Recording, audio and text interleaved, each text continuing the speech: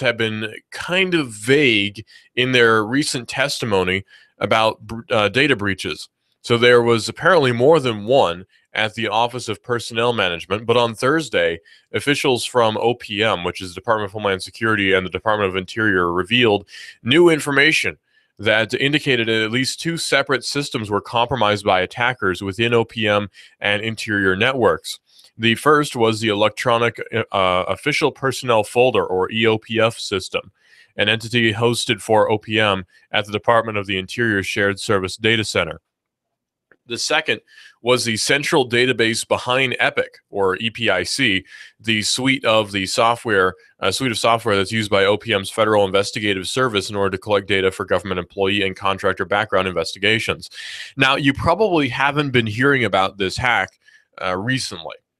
Now, why would that be? Why haven't we been hearing about this pretty massive data breach recently? Because it's still going on. I mean, there's still information coming out about the massive data breach, and people talked about it for about 3 seconds, and then that was it. We didn't see a whole lot of information about this until it was all well over. So there was a little bit of an odd situation we had where it was reported on the news, the Chinese hacked into the U.S. government, and then that was the last you ever heard of it. Well, why? Shouldn't we be hearing quite a bit more about it? What's the follow-up? What happened after that?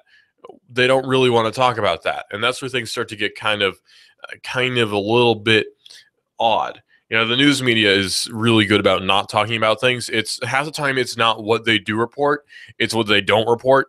And 9 times out of 10, they'll report on some sensational story that makes it sound like the world is ending, and then they'll go right back to talking about Obamacare or something. And they just completely waste their time. 9 times out of 10, they'll just completely waste their time on what they're talking about. And it's very obnoxious when that happens. But you kind of get used to it after a while, because it gets to the point where you're just so used to it. It's like, okay, they're going to be wasting their time talking about this or that instead of talking about what's actually going on. Well, the OPM has not yet revealed the full extent of the data that's been exposed by the attack, but the initial actions by the agency in response to the breaches indicate the information of at least 3.2 million federal employees, both current and former, by the way, was exposed. However, new estimates in light of this week's revelations have soared, and is estimating that as many as 14 million people in and outside government will be affected by the breach, including uniformed military and intelligence personnel. So it is essentially the biggest potential doxing in history. Doxing, of course, is getting documents on somebody. They call it doxing. The biggest doxing in history. If this turns out to be true, personal details from nearly everyone who works for the government in some capacity may now be in the hands of a foreign government. What that foreign government is, we don't know. They keep saying China. It very well could be China, but we don't have any real definitive proof that it was China. It could be Venezuela for all we know. So we have no idea who the actual person is who's responsible, or what the actual entity is that's responsible for this data breach. We don't know. It's kind of like with the trial with Dylan Roof, the guy who's accused of being the perpetrator in that shooting in Charleston. People are already jumping the gun and saying that he's guilty. That hasn't been determined in a court of law yet, so I can't say he's guilty. As somebody who's in news media, I can't say Dylan Roof is guilty because he's not yet. He's not been determined to be guilty by a court of law, so I can't say Dylan Roof did it. I can't. I don't know if that's true or not because it's not been determined in a court of law. The same thing goes with the Chinese. I can't actually say if the Chinese are responsible for this hack or not. It could be, certainly, but we don't know if that's the case. I don't know if anyone knows who actually is responsible for this attack. The OPM has not yet revealed the full extent of the data breach, but we get a pretty good idea that it's actually pretty bad. This fallout is the culmination of years of issues such as reliance on outdated software and contracting large swaths of security work elsewhere, including China. The OPM breaches themselves are cause for major concerns, but there are signs that these are not isolated incidents. We see supporting evidence that these attacks are related to the group that launched the attack on Anthem, which is that health insurance company, says Tom Parker, Chief Technology Officer of the information security company FusionX. And he says there was a breach at United Airlines that's potentially correlated as well. When we pulled together into an analytic database, the information could essentially become a LinkedIn for spies, providing a foreign intelligence organization with a way to find individuals with the right job titles, the right connections and traits, that make them more susceptible to recruitment or compromise. Now, something else that this does is, again, the holy grail is the CIA, right? Like, if you can get information on who CIA operatives are and where they're located, basically that's endgame. You've killed American surveillance overseas. When it comes to boots on the ground, dark operations, you've basically killed all that. Your stance on that may vary. I'm a little bit neutral. I don't really care if that happens or not, but it would certainly be interesting to see it. I'll put it that way. It would certainly be an interesting story if that were to happen, but I don't necessarily want it to either. But that would be the holy grail for the hacker community, I guess. Well, that hacker community anyway, to get information on these different intelligence agencies, particularly the CIA. In order to get information on them, you'd have to go through the Pentagon. You'd have to go through a lot of different servers. I don't know where they actually house their data anyway. So that would be a very difficult task if it can be pulled off anyway, because who knows, it may not even be connected to the actual internet as we know it. Well, preliminary evidence points to a group dubbed by CrowdStrike as something called Deep Panda, which is a Chinese cyber espionage group. In the past, the group has used Windows PowerShell attacks to implant remote access tools, or RATs, on Windows desktops and servers. It's this malware that investigators are believed to have discovered on OPM's network and in the the Department of Interior's data center. So somehow there was shoddy data protection on these government computers that allowed people to implant remote access tools into these machines that then allowed people to get this highly sensitive information. So what does this mean for us is the question that should be asked. Well, were you at any point a government employee? Are you currently a government employee? Do you work for TVA? Do you work for any sort of government-owned entity, perhaps even EPB? Do you work for any of these companies? If so, then you may have had your data stolen. It's possible that information was taken from you. Now, we don't know that for sure because, again, the government's being very cagey about it. Supposedly, people who had their information compromised got a letter in the mail. I don't know if that's true or not. I haven't seen any photos of any, so I can't confirm that myself. But that's what's been alleged anyway, is that people who had their information compromised got letters in the mail. Again, there's no telling if that's true or not. But the point of the matter is, this could potentially affect us if, say, your wife used to work for the government, or you used to work for the government, or somebody you know used to work for the government or does now. That could potentially affect you. In fact, this even includes government personnel, or not government, pardon me, military personnel, potentially.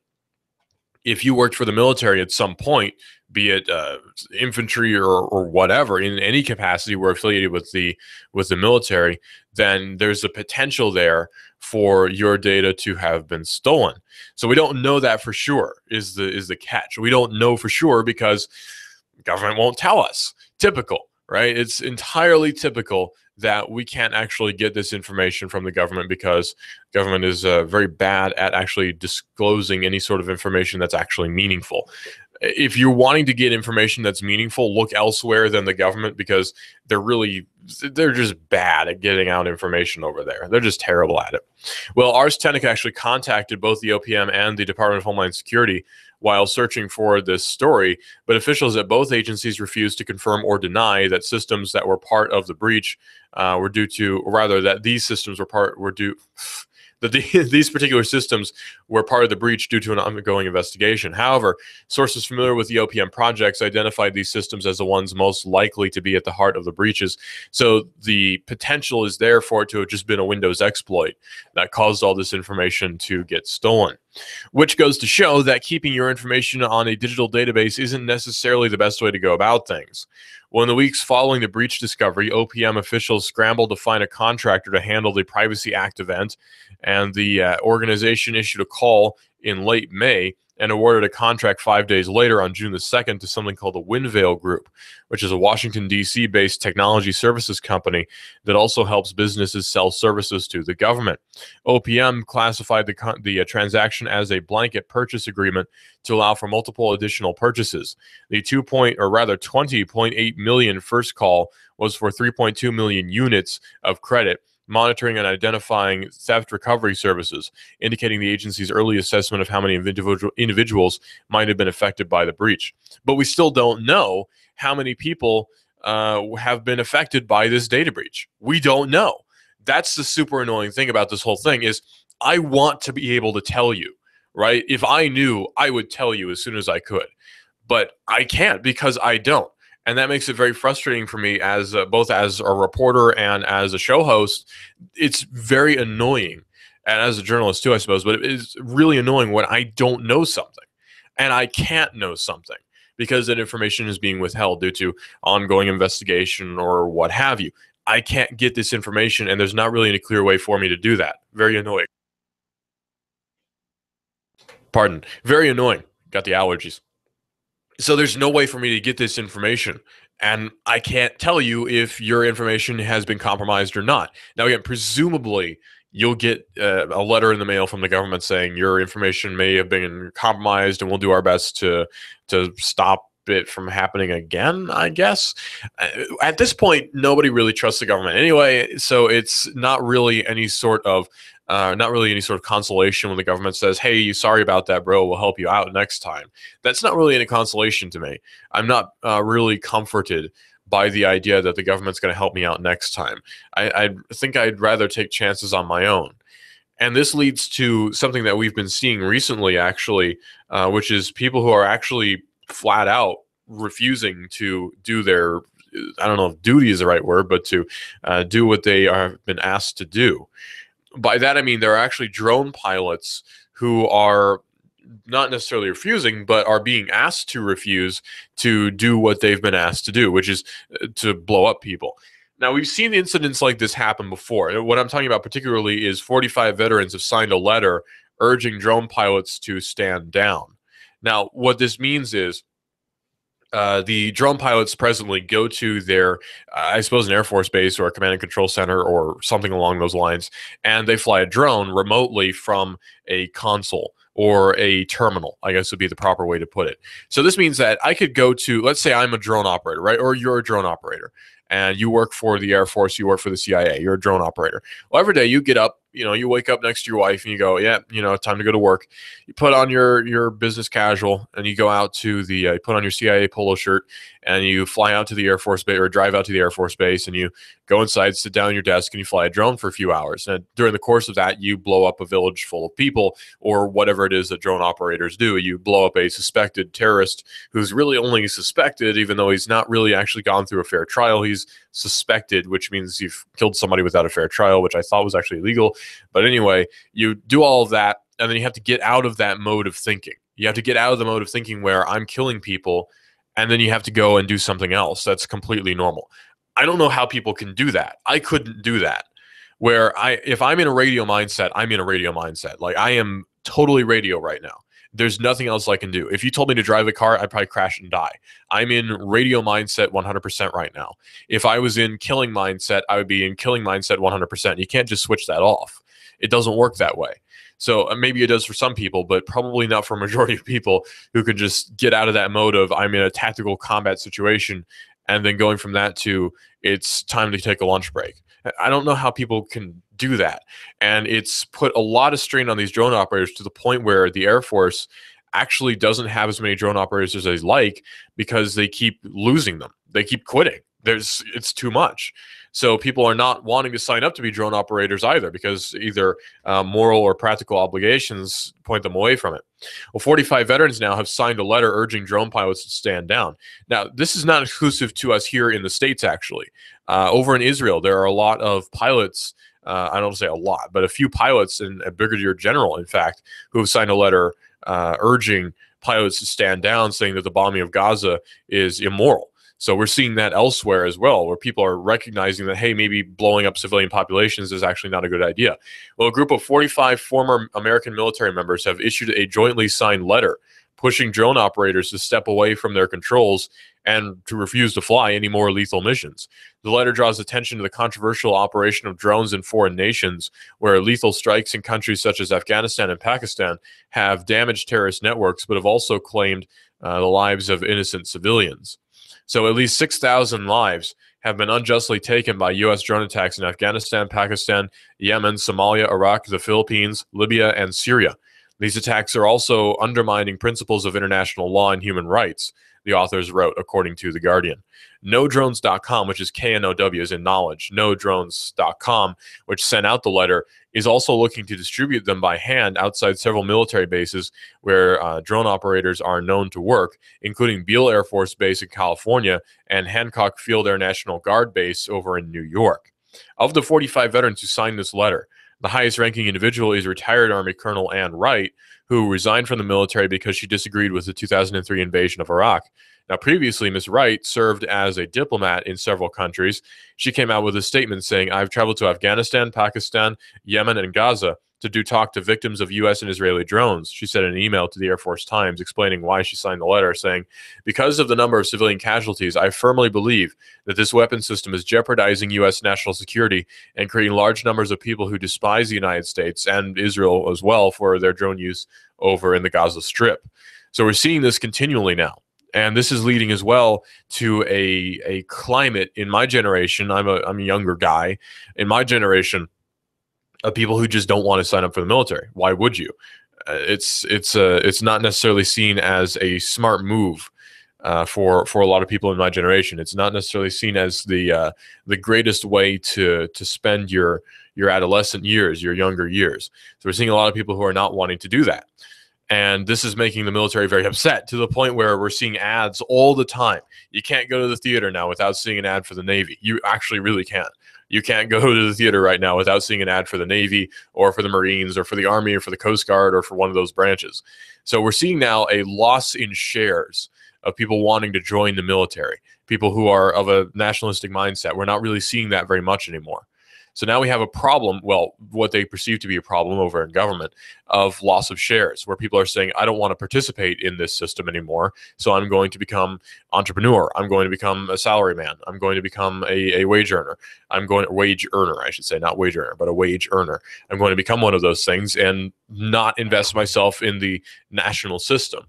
And that's okay, actually. I mean, you can do that, and you're perfectly free to do that. But that makes a lot of people really mad when you do. So be prepared for that. But it's interesting how we're seeing this shift now from people who used to be all very nationalistic and wanting to sign up for the military and all these sorts of things, and we're really just not seeing that anymore at all. Well, Uber has banned drivers and passengers alike from possessing, or rather just carrying, firearms in an Uber vehicle. According to The Verge, Uber will no longer help armed people to get around. New rules have been quietly published on the ride-hailing app's website this month, which now prohibits passengers and drivers alike from carrying guns while using the service. Now, I understand, right? But keep in mind, we're Southerners here, right? I mean, come on, we know about guns. And as a person who is well acquainted with the way of the firearm, I can tell you that a gun does not mysteriously discharge and kill somebody without somebody pulling the trigger, generally speaking. So probably that's not their fear, that somebody's going to be carrying a gun and it'll accidentally discharge and kill somebody, right? It's not going to happen. So what they must be afraid of, at least for the drivers, is the driver doing something crazy and shooting one of their passengers, which again seems like an unlikely scenario. That seems like something that's not very likely to happen. If someone of their passenger is going to shoot the driver is going to go nuts and shoot the passenger. That seems kind of unlikely. So what are they afraid of here? Maybe it's a liability issue? I don't know. We're going to find out more about that in just a few seconds right here on Hot News Talk Radio, AM 1240 and Digital Drive. This is a mob mode. This is the mob mode. Maybe you intended them to be, and when you're meeting the right thing, come out right. So there's a lot of people out there to figure out how to handle it. You give us 12 minutes and 40 seconds, we'll give you Chattanooga and the world. News Talk 1240. Hi, this is your computer speaking. I don't feel so well. It's like I've come down with a bug, and I'm getting slower. Affordable Computers. We fix sick computers. Your hometown guys at Affordable Computers will repair your PC in half the time of the big boys at an affordable price. No tricks, no gimmicks, no computer speak techno-babble. Just good, quick, and courteous affordable service and repairs. Want to affordably supercharge your PC? Affordable Computers on Highway 58. Affordable Computers hand builds all desktops in-house. If you're looking for a better than new refurb laptop, $150 will get you a Dell or another name brand at Affordable Computers. Affordable Computers, Highway 58 between Arby's and Taco Bell. Also Fort O, Battlefield Parkway near Holcomb. Affordable Computers. We service what we sell. Call 499-1975. That's 499-1975. Don't change anything. Yeah, Wow. absolutely. This is Joe, amazing. I'm feeling great. Supercharged. Do you feel better outside your home or business than in? Indoor air quality is important. Mildew, mold, smoke, water, and rodent damage are prime causes of poor indoor air quality. Ducts Indoor Air Professionals, better known as Duct Busters, cleans HVAC systems using 127 definable Duct Busters steps. Let Mark Thompson address the indoor air quality at your business to help reduce employee illnesses. Prevent fires by cleaning your dryer vents. Mark and his parents, Dick and Joan Thompson, have been building our local economy and helping local people with HVAC systems 16 years. Ducts Indoor Air Professionals.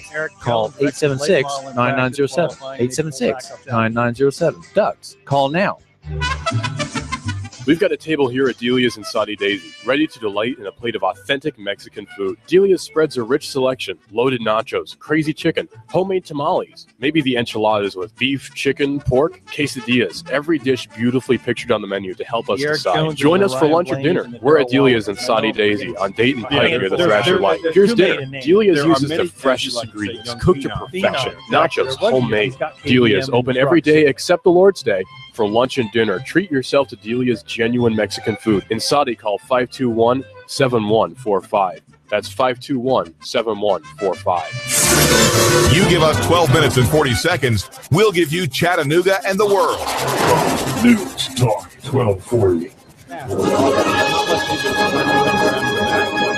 You love your hometown. Are you interested in free markets and local economy? Do you hope that Chattanooga can survive the next meltdown, the next chain of disasters in the national economy? What's the best way to live out the ideals of self-government and self-determination? Join me, David Toulis, weekdays 1 to 3. News Talk 1240. Love your neighbor, buy local. You give us 12 minutes and 40 seconds, we'll give you Chattanooga.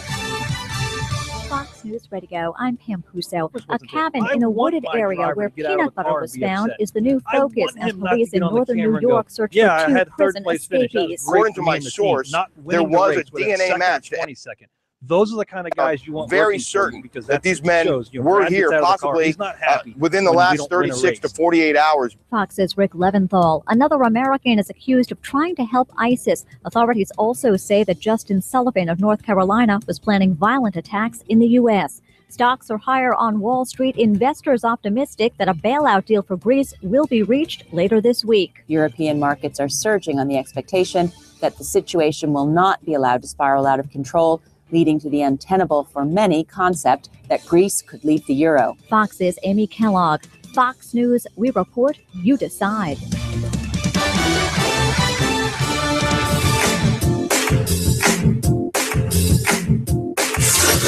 You give us 12 minutes and 40 seconds, we'll give you Chattanooga and the world. News Talk 1240.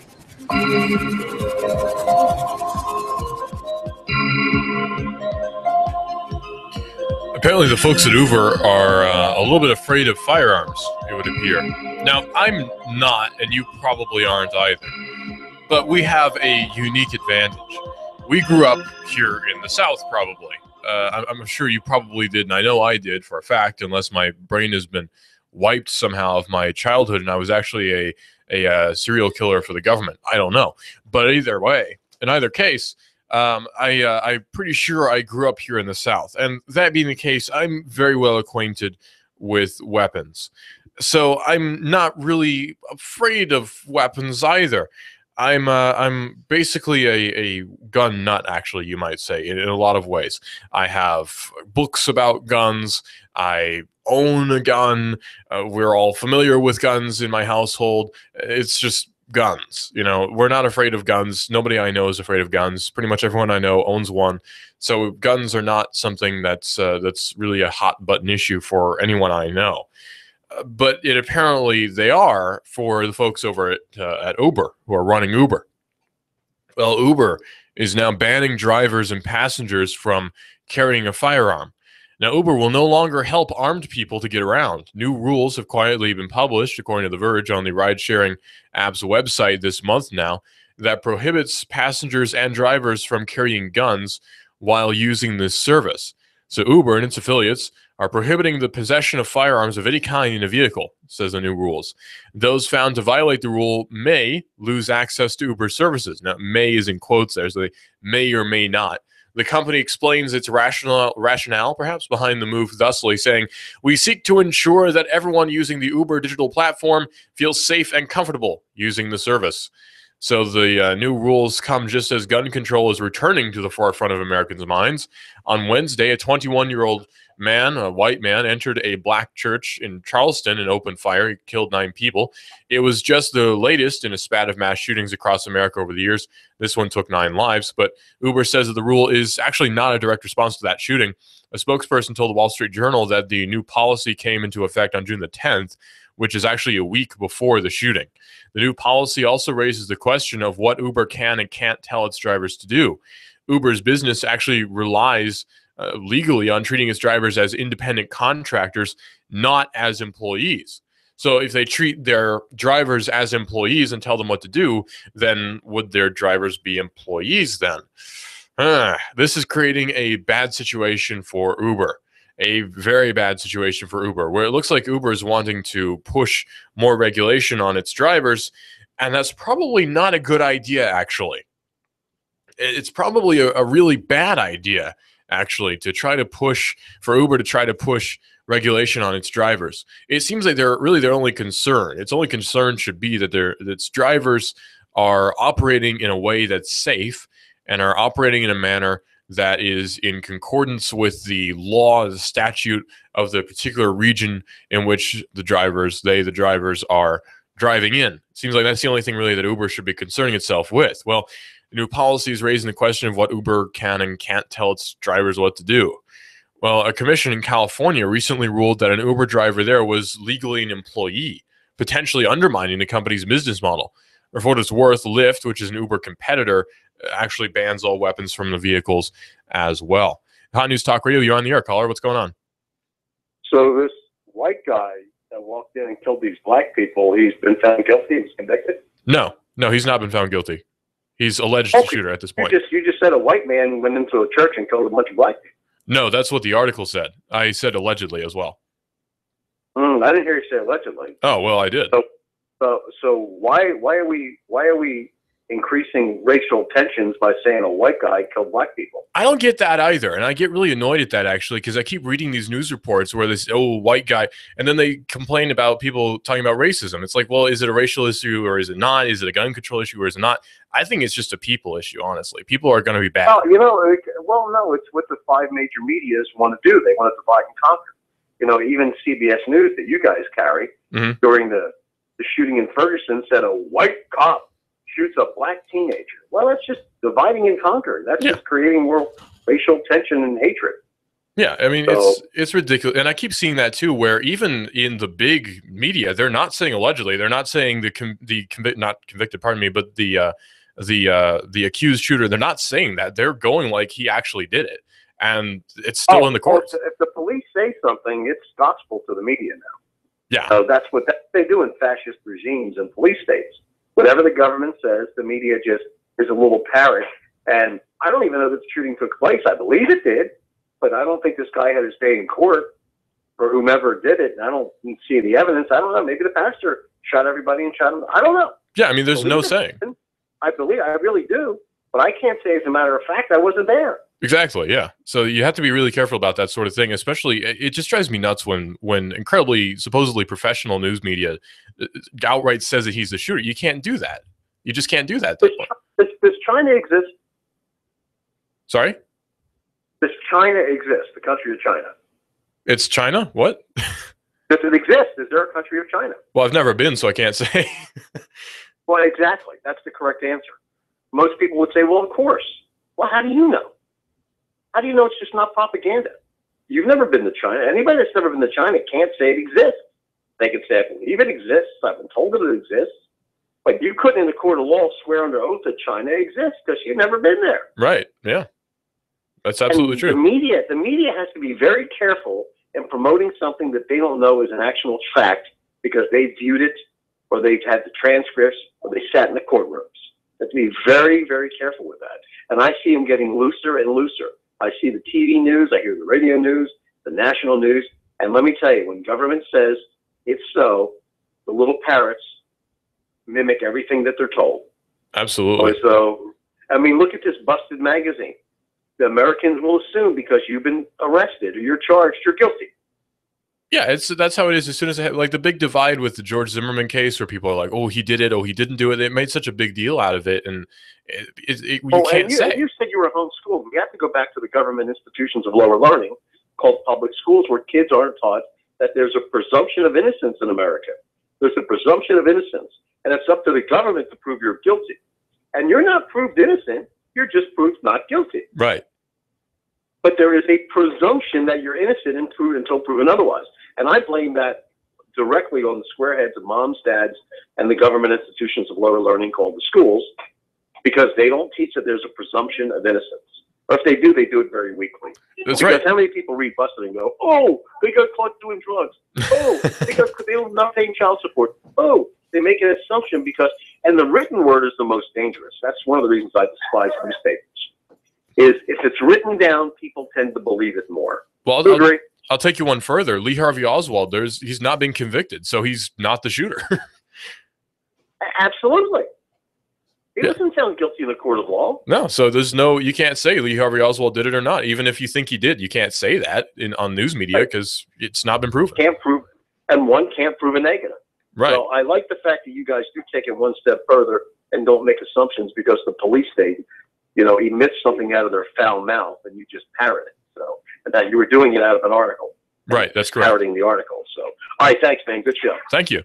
Yeah, no, you got to be really careful about that sort of thing. If we ever have a slip up, I do apologize for that. But no, it's you got to be real careful about that sort of thing, especially when we're talking about somebody who's been accused of doing something. Now, I can accuse you of shooting my dog.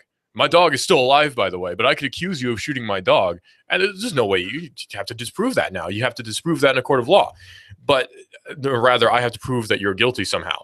But I could accuse you of saying that, and somehow news media will pick it up and say, "Man who shot dog now testifies." You see what I say? So you see that a lot, where I don't know if Dylan Roof is the shooter or not. I don't know that. The police say he very likely is, but I don't know if he is. So I can't say one way or the other. Now, of course, we've gotten totally off topic now, but that's okay. We do that sometimes. This is obviously the show we talk about technology and quite a bit more, and that's the bit more. Well, the new rules about gun control are making people a little bit antsy when it comes to Uber. And guns have sort of come to the forefront again.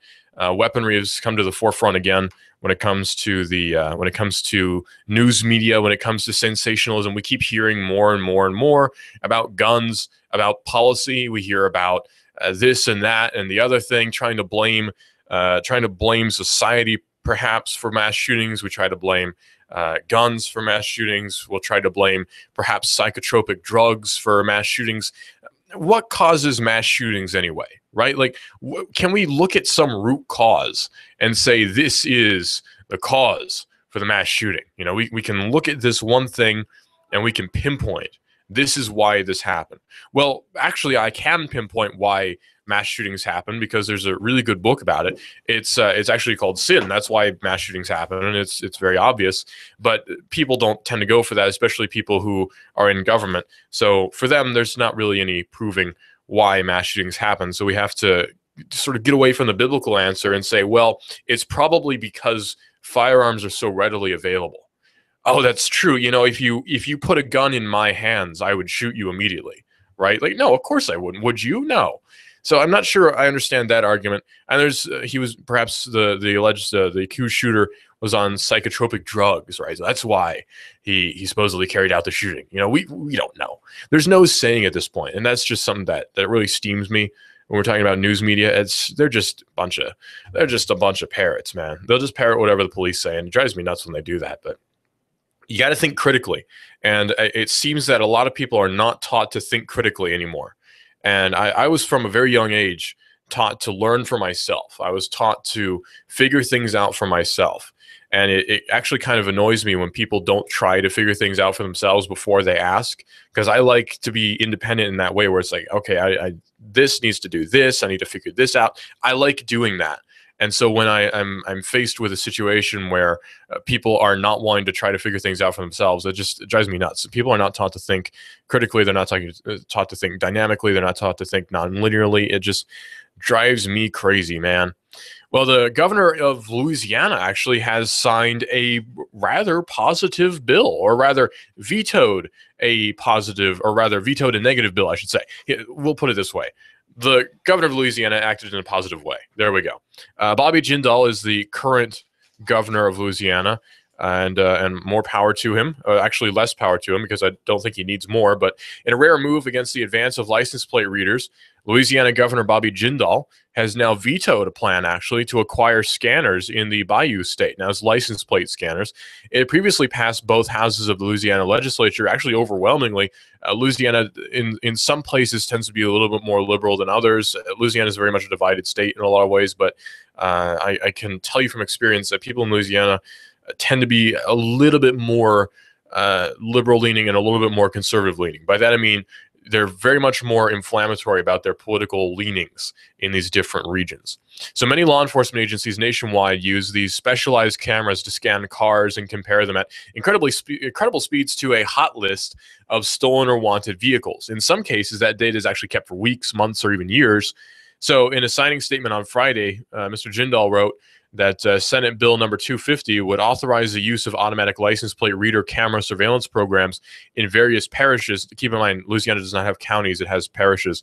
Louisiana is a very French state. They don't have common law; they use Napoleonic law, and in Louisiana they also have parishes instead of counties. So Louisiana is a very different state.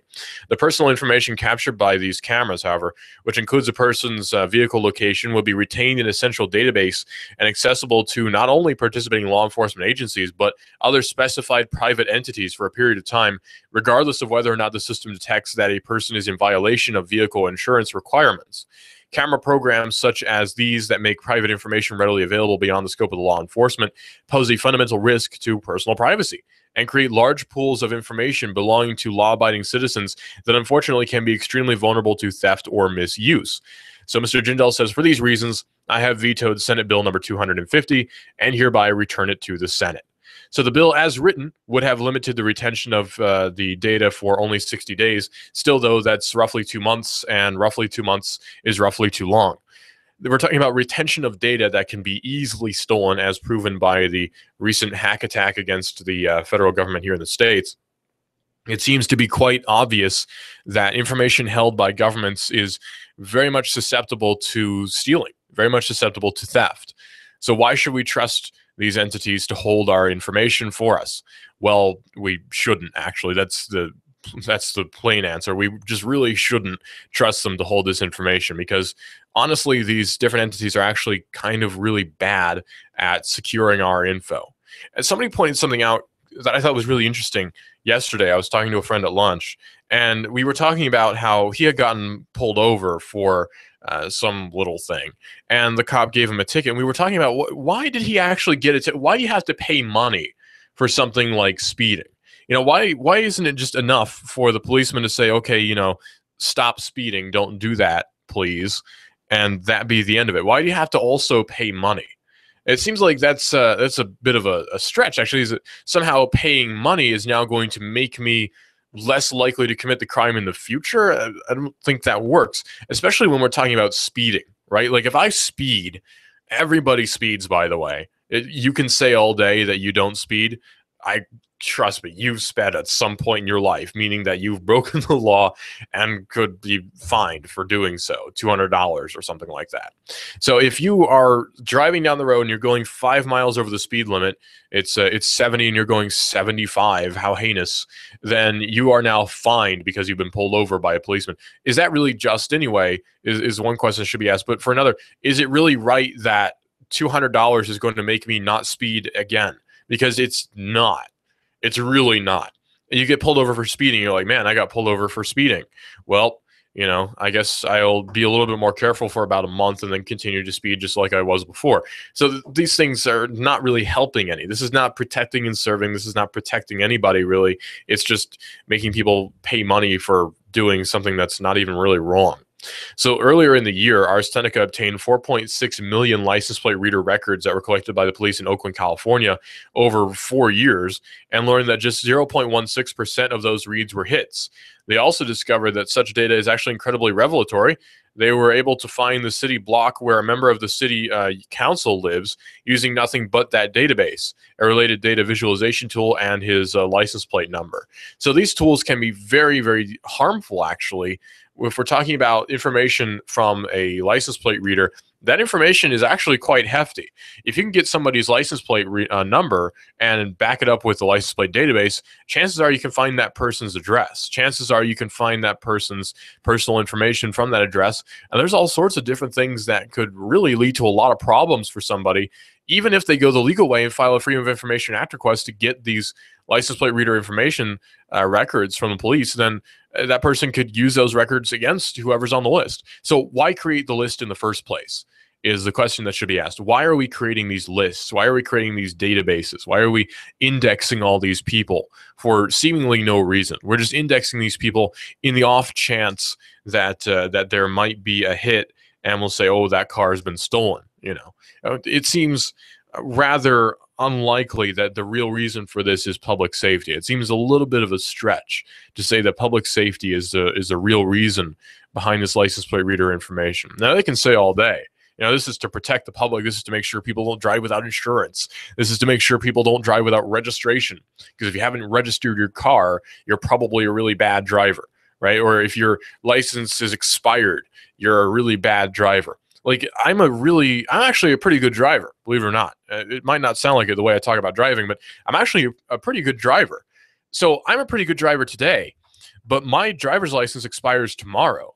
So will I suddenly not be a good driver tomorrow? I don't think so.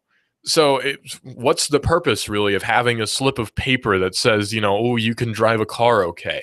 What I have started calling the driver's licenses is beer licenses, because it's licensed to go and buy beer as soon as you turn 21. I just call things beer licenses, you know, because now as soon as it says you're 21, that's your license to buy beer in a lot of, actually all the states. I can't think of any that the drinking age is under 21.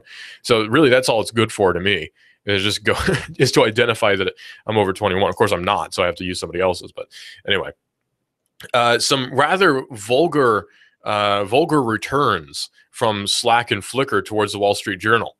So the Slack and Flickr co-founder has literally said "F you" to the Wall Street Journal over a Charleston shooting. So the you know, he obviously didn't say the letter F. He said the expletive, which I can't say on the air. Stuart Butterfield, according to The Verge, is the co-founder of both Slack and Flickr, and he's condemned the Wall Street Journal on Twitter for an editorial it published after the Charleston shooting. The Wall Street Journal described the massacre as a problem that defies explanation, and claimed that the system and philosophy of institutionalized racism identified by Dr. King no longer exists. Now, Butterfield responded saying pretending it doesn't exist is cognitively really hard work, and it is dishonest and unfair and cruel work too. It's its own violence. Now, that's a pretty broad claim. And bringing in racial tension again is something that the media really likes to do, is to bring in racial tension into an issue which is really more an issue of violence than an issue of racism. Now, you know, obviously the person who's accused is accused of also being a terrible racist and all these different things. But I'm not sure if you can really say that segregation still exists, because it doesn't appear that it really does. Well, Butterfield's series of tweets that he tweeted at the Wall Street Journal were not only rather profane, but they're well worded, but they do use language which you can't really use here on the air. But a series of tweets also called attention to the problem of structural racism in the United States, and how, as a white male, he's never had to consider that he might die or even be in danger after being pulled over by a cop. To which I would retort, he probably should consider that, because there is a chance that he would actually be shot by a cop, because you're actually more likely to be killed by a cop than you are by a terrorist. So I don't know. it seems that people are making this an issue that it really isn't, because it's not to say that the shooting in Charleston is not an issue, because certainly it is. But is it an issue of racism? I kind of don't think so. Now, certainly this is a very bad thing that happened. According to the police, this is a very bad thing that happened. But can we say that this is due to a broader idea of racism as a society that we all have? I very much doubt that. Anyway, airplanes were grounded in Poland after hackers managed to get into their flight plan computer. So around 1,400 passengers, according to Ars Seneca, at Warsaw's Chopin Airport in Poland, were grounded on Sunday after hackers allegedly attacked the computer system used to issue flight plans to the airplanes. The source of the attack is not yet known. The alleged hack targeted LOT, or LOT, the state-owned flag-carrying Polish airline. Reuters is reporting that the attack took place on Sunday afternoon and was fixed about 5 hours later. 10 LOT flights were canceled and about a dozen more were delayed, according to a LOT spokesperson. Oh, by the way, if you're looking to get a car, a used car, top quality though, for around $2,000 less than other car lots, there's a really good car lot you should check out. It's an unpretentious little car lot just east of Central High on Highway 58. Louis himself has low overhead, no staff, and he does everything himself. And Louis manages to pass the savings on to you. So everyone can get a car and rebuild credit as well, because he does report to all the credit agencies, all three of them. So that's Automax at 643-2886. At 643-2886. Just call him and ask for Louis, and he'll make sure to help you out over at Automax to help you get a car over there at Automax. It's Louis over at Automax. So in Poland, these flights have been down due to a hack attack. Get used to that, because it seems that we're seeing a lot of different hack attacks against different both airlines, governments, car manufacturers, what have you. We seem to be seeing that quite a lot. So get used to it, but don't be worried, because that's just technology, right? That's just progress. People so often are afraid of technology. That's really the wrong way to go about it. It's just a tool. Like I say, I can stab you to death with a screwdriver, or I can build a church with it. And that's just how it is, man. It's just a tool. Technology is a tool. Guns are a tool. Planes are a tool. Radio is a tool as well. And so am I. This is Digital Tribe. I'm your host, Russell, right here on Hot News Talk Radio, AM 1240. This is a mob mode. This is the mob mode. What kind of fool do you think I am? You think I know nothing about my... Don't worry.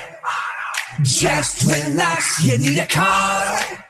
Come to Automax. My wife and I keep the cost down. We sell a quality vehicle at a great price. Our overhead is low. I have no employees, so I can keep my costs down. In turn, the consumer gets a better price. Everything that I sell is emission ready. We really try to go the extra mile for our customer. I don't have to pay an employee commission. I don't have to pay somebody to come out here and wash my cars. You know, I do it all from buying to selling, from A to Z. I don't have the overhead where I have to raise the price on my vehicle to cover costs. Here at Automax, you're going to guarantee that you get credit. As long as you're making those payments, you're going to build on your credit. Unlike the buy here, pay here is where they don't report to credit bureaus. We report to all three credit